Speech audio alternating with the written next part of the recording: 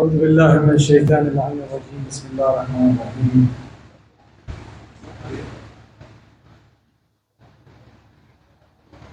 میں آپ حضرات کی خدمت میں عید غدیر اور عید مبارکہ دونوں کی مبارکباد پیش کرتا ہوں۔ حائل نہیں آنا چاہتا ہوں، شعراء سے ڈرتا بھی ہوں، کیوں نہ ڈروں۔ افلاطون نے اپنی کتاب دی ریپبلک میں کہا تھا کہ اگر میرا بس چلے تو میرے شہر میں شاعر داخل نہ ہو۔ اللہ سبحانہ و تعالیٰ نے قرآن پاک میں کچھ ایسے ہی بات کی، لیکن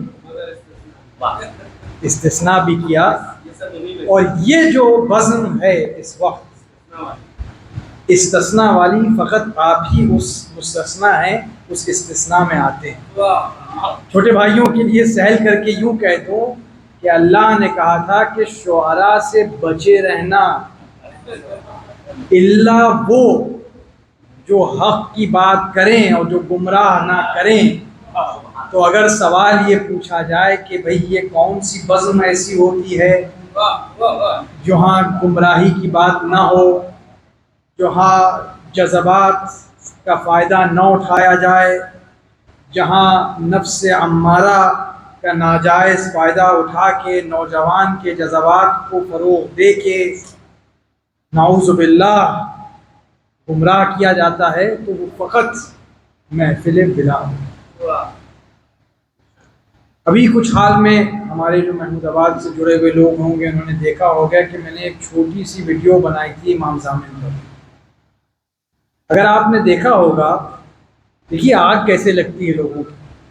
میں نے اس میں کوئی زیادہ مذہبی بات نہیں کی تھی، فقط یہ کہا تھا امام رضا کا علیہ السلام کا واقعہ تھا، اور 1 منٹ مکمل 2 منٹ میں میں نے کہا تھا کہ اس لیے لوگ یہ بازو پر اپنے باندھتے ہیں یا کوئی باندھتے۔ اس کے بعد جو سلسلہ شروع ہوا کہ شرک ہے، بدعت ہے، یہ ہے، وہ ہے۔ تو دیکھیے میں پہلے بھی کہہ چکا ہوں اور پھر میں آپ کی خدمت میں کہوں کہ اگر عاقلوں سے آپ گفتگو کریے، علم کو سامنے رکھتے ہوئے اس لہجے میں ان سے بات کیجیے، لیکن جو شخص کہے کہ رسول اللہ نعوذ باللہ ہمارے آپ جیسے انسان تھے، تو ان کو جواب دینا یہی کافی ہے کہ جب میں تم کو اپنے برابر نہیں سمجھتا ہوں تو رسول تو بہت دور کی بات ہے۔ ہر وقت کتابوں سے باتیں دلیل دیجیے گا، قرآن کی آیات پڑھیے گا، شعر سنائیے گا، امام شافعی کے کلام ان کو سنا دیجیے۔ امام شافعی نے جو اہل سنت کے مکتب فکر ہیں، حنفی، شافعی، مالکی اور حنبلی، تو حضرت علی کی شان میں انہوں نے بہت شاعری کی، اور وہ ہے لوگ جانتے نہیں ہیں، وہ الگ بات، لیکن ایسے لوگ نہیں سنیں گے۔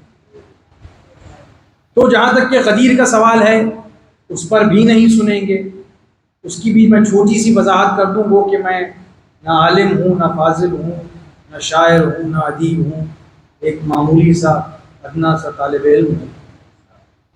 کہ حدیث بچہ جانتا ہے، بڑی لمبی حدیث ہے، اس کا ٹکڑا ہم لوگ جانتے ہیں۔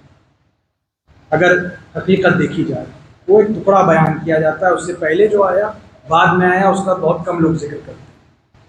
لیکن اگر اسی کو دیکھا جائے تو من کنتم مولا فہذا علی مولا، تو جو دوسرا حصہ ہے اس کو فی الحال بھول جائیے، من کنتم مولا۔ اب بعض لوگ دوست لوگ کہتے ہیں کہ مولا کے معنی دوست، تو میں کہتا ہوں دعوے سے کہ اگر رسول اللہ آپ سے مخاطب ہو رہے ہیں تو وہ کیا کہیں گے کہ کیا تم مجھے اپنا دوست سمجھتے ہو، وہ جو حبیب اللہ ہو؟ یعنی یہ عین جسارت ہے۔ اما آپ پہلے طے کر لیجئے کہ رسول اللہ آپ کے آقا تھے، مولا تھے، رسول تھے، نبی تھے، ان پر وحی نازل ہوتی تھی، آپ کے دوست تھے۔ جب وہ آپ طے کر لیجئے گا تو دوسرے حصے کی دوسرے ٹکڑے کی طرف آئیے گا. تو کہنے 100 باتوں کی ایک بات یہ ہے کہ جن کی سمجھ میں نہیں آنا ہے وہ نہیں سمجھیں گے. بعض لوگ ہم سے کہتے ہیں کہ بار بار یہ محفلیں منعقد کیوں ہوتی ہیں, وہی باتیں ہوتی ہیں, شعراء گھما پھرا کے وہی باتیں کرتے ہیں, علماء تشریف لاتے ہیں, وہی فضائل بیان ہوتے ہیں. اصل میں ایسا مکتب دنیا میں ہے نہیں جس میں اتنی خود اعتمادی ہو کہ وہ کسی کی ضد میں قائم نہیں ہے. اور ہوں گے وہ جو جھکتے ہیں در اغیار پر, ایک جذبہ, ایک سر اور ایک ڈر رکھتے ہیں. تو جو لوگ شرک کا الزام لگاتے ہیں, بدعت کا الزام لگاتے ہیں, اور تمام اس میں اگر آپ دیکھیے وہ کامنٹ کی جو فہرست ہے, میں نوجوان بھائیوں سے کہوں گا دیکھیے ضرور, آپ کو جواب آنا چاہیے. مولانا سجاد صاحب کی شعراء کے کلام کو غور سے سنیے, ان کے بیانات میں کلید ہیں, جوابات ہیں. آپ مجہول بن کے یہاں نہ سنیے, آپ کے جذبات کے لیے یہ نہیں پڑھی جاتی ہیں باتیں. یہ درسگاہ ہے. محرم کی مجلس فقط درسگاہ نہیں ہے, یہ محفل بھی درسگاہ ہے. کیونکہ ولایت کی منطق, ولایت کا فلسفہ, ولایت کے چارچوب, یہ محفلیں, یہ مجالس وہ جگہیں ہیں جہاں آپ کو اصولوں میں جکڑ دیا جاتا ہے. آپ کو اصولوں میں جکڑ اس لیے دیا جاتا ہے کہ کیوں دنیا جو ہے نفس امارہ کا فائدہ اٹھا کے آپ کو گمراہ کرنے کی کوشش کرے گی. فقط یہ در آپ کو بچا سکتا ہے. اور اس در کے جو نوکر ہیں, جو علماء کرام ہیں, جو شعراء کرام ہیں, وہ اور ان کا پیغام آپ کے ضمیروں کو بیدار کر کے, آپ کو متوجہ اور متنبہ کر کے, آپ کو ان اصلاحات سے آراستہ کر سکتا ہے کہ آپ دنیا میں نکلیں اور حضور صلی اللہ علیہ وآلہ وسلم کی حدیث کن فی الناس ولا تکن منہم, لوگوں میں رہو لیکن ان جیسے نہ ہو جاؤ, اس کا حق ادا کر پائے. کیونکہ ہم بھیڑ میں نہیں چلتے ہیں. ہماری قوم کی پہچان یہ رہی ہے, سر بکف رہتے ہیں اس راہ کے چلنے والے.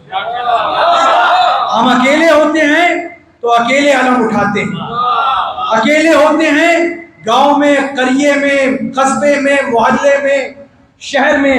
اگر کوئی اور تعزیہ دار نہیں ہے, آدمی کا عقیدہ اتنا پختہ ہوتا ہے کہ چھوٹا سا علم لے کے وہ خود نوحہ پڑھتا ہے. ہم کو تنہائی سے خوف نہیں محسوس ہوتا, ہم کو اکیلے چلنے سے نہیں خوف محسوس ہوتا. حضور کی حدیث بھی ہے, ایک اہل سنت کے ہمارے دوست ابھی حدیث کو اردو میں بیان کر رہے تھے, کہہ رہے تھے کہ بہت عمدہ حدیث میں نے پڑھی, اتفاق سے متفق علیہ حدیث ہے, اہل سنت کی کتابوں میں بھی ملتی ہے اور ہماری کتابوں میں بھی ملتی ہے. اس میں اردو میں انہوں نے کہا کہ اللہ اس شخص کے ساتھ ہے جو جماعت کے ساتھ رہتا ہے, اور جو اس سے بھٹک جاتا ہے یا الگ ہو جاتا ہے تو اس کا حشر وہی ہوتا ہے جیسے بھیڑیا ایک بھیڑ کو اٹھا لے جاتا ہے. مولانا تصدیق فرمائیں گے, اور میں ممکن ہے کہ میں نے غلط ترجمہ کیا ہو. میں نے بس طالب علمی کی وجہ سے ایک سوال ان سے پوچھا کہ عربی میں اللہ کے آگے پیچھے کچھ تھا؟ تو وہ جانتے ہیں کہ ہم لوگوں کا کچھ مزاج بھی ایسا ہی ہوتا ہے, تو کہنے لگے ہاں لیکن مفہوم یہی ہے. تو مفہوم تو یہی ہے لیکن اصل عربی کیا ہے؟ اصل عربی میں اللہ فقط نہیں تھا, ید اللہ تھا. اب آپ دیکھیے کہ ترجمے میں کیسے کیسے چیزیں کھو جاتی ہیں.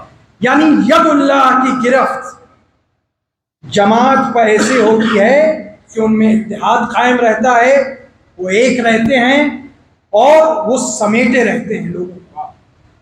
اور لہٰذا جو آپ نے کرکاس بھائی بات فرمائی کہ یہاں 100% والا معاملہ ہے, دیکھیے ظلم ظلم ہوتا ہے, اچھائی اچھائی ہوتی ہے, نفرت نفرت ہوتی ہے, محبت محبت ہوتی ہے, کفر کفر ہوتا ہے, اسلام اسلام ہوتا ہے. اسلام کے بعد ایمان کی بھی ایک منزل آتی ہے. قرآن میں آپ کو جب مخاطب کیا ہے تو مسلمون یا مسلمین کہہ کے نہیں کیا ہے, مومنین کہہ کے کہا ہے. مومن کا لفظ کیوں استعمال کیا؟ دامن وقت میں گنجائش نہیں ہے. ممکن ہے محرم آ رہا ہے, مولانا اس پر روشنی ڈالیں گے. میرا آخری پیغام فقط ایک ہے آپ سے, میں نے بہت آپ کا وقت لے لیا ہے. حضرت علی علیہ السلام کا قول ہے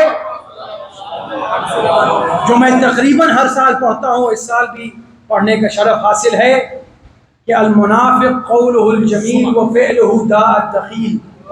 آپ لوگوں نے ضرور یہ قول ان کا اس سے سنا ہوگا اس سے پہلے کہ منافق وہ ہوتا ہے جس کا قول بڑا دل لبھانے والا ہوتا ہے, جس میں چاشنی ہوتی ہے, مٹھاس ہوتی ہے, لیکن اس کا فعل, اس کا عمل بیماری پیدا کرتا ہے. آج میں فقط آپ سے ہاتھ جوڑ کے یہ استدعا کرتا ہوں کہ فتنہ فقط اب باہر کا نہیں رہا.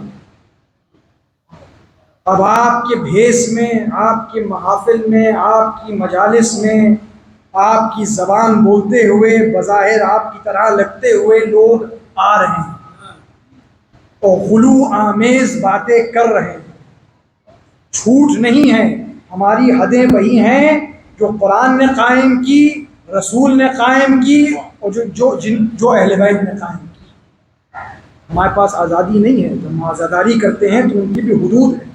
تو یہ جو غلوظ آمیز فرقہ پیدا ہے, جس کو کچھ طاغوتی اور منافق طاقتیں فروغ دے رہی ہیں, ان سے ہوشیار رہیے, کیونکہ سب سے بڑا خطرہ اس سے ہوتا ہے جس کو پہچاننے میں وقت لگے.